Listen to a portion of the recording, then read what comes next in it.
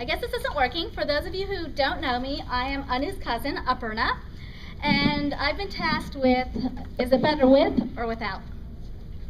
Without. I was going to do without. It's staticky. So I've been tasked with doing the funny stories for the evening because for some reason I seem to collect the bad stories on my cousins. So Anu was not quite as a wild child as Sony, but we still have a few. Well, his stories are more about what a good boy he was. And I do have to say, in regards to Tateya's speech, Pratap Uncle's speech about Anu, that even when Anu was a little boy, he always seemed very easygoing, very well balanced, seemed to recognize the important things of family and friends. So another thing that Anu always recognized, even as a little boy, was the importance of a healthy diet.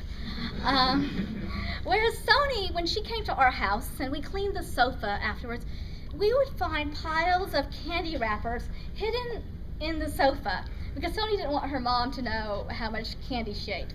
Anu, on the other hand, knew that a high-fiber diet would serve him much better in life. So I guess I have a few stories to bear this out. One of the first ones was when Anu was 2 years old, and I wish I had a little screen here because I could show you a picture of this. And we used to go fruit picking regularly when Anu was a little boy, and Anu couldn't wait to eat the fruit while we were at the farm, which I guess is the case for most kids. But he also knew it was very important to practice good hygiene, and that just picking the fruit off the tree or out of the ground wasn't really good. So Anu's way of cleaning the fruit was to hand it to his mom to blow on for him. And so he knew after his mom blew on the fruit that it was quite sanitary and he could eat it then.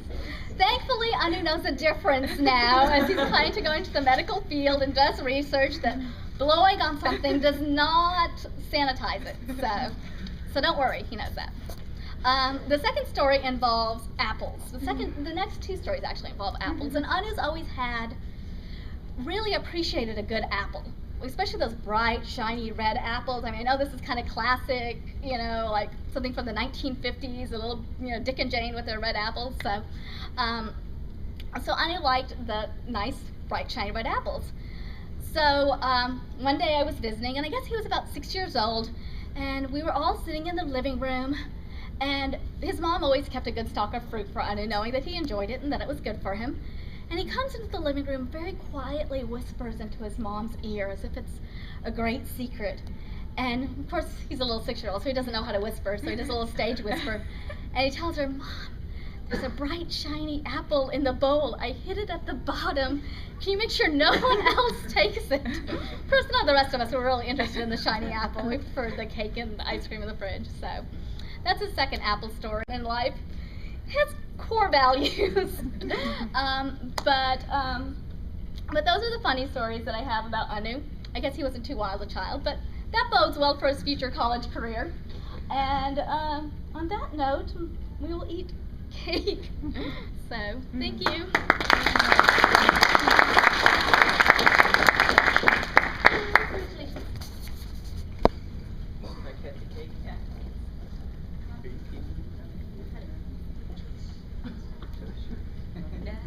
What do I do?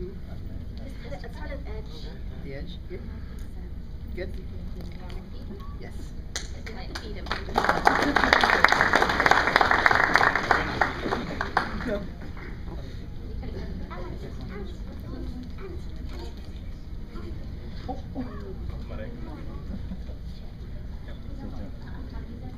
Until Ben's taking the picture.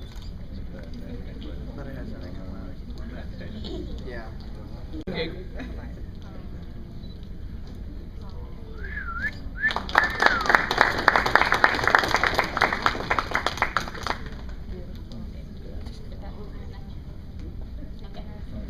Dinner's served. You send me your CV and exactly write to me what you want. Using my card.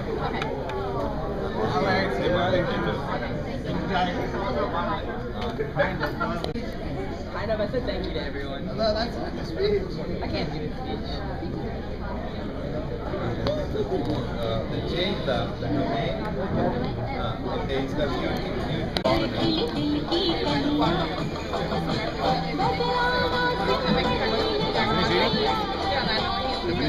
gonna say he's gonna be there. Yeah, I ate 2 patients while you Yeah, I might have Kathy in my house. I don't know. That's when the AC was because it was 90 degrees in their house. I went there and I said, hey, I'm not staying behind. I went to Academy and walked around, then I went to makeup and home. We went and ate I ain't had an apple.